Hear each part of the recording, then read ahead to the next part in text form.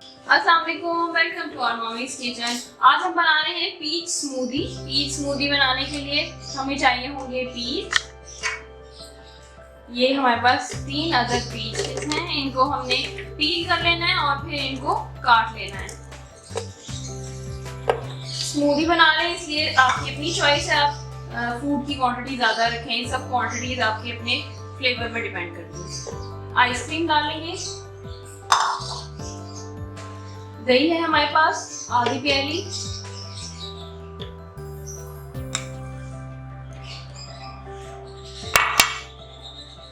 तीन पीचेस हैं इसलिए हम 3 टेबलस्पून चीनी डाल रहे हैं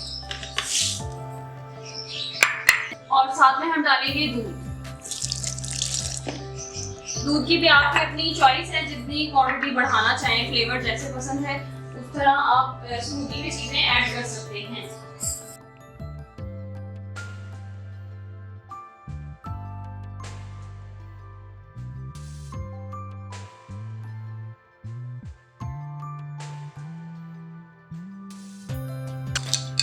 अगर आपको आइस पसंद हो तो आप आइस ऐड कर सकते हैं।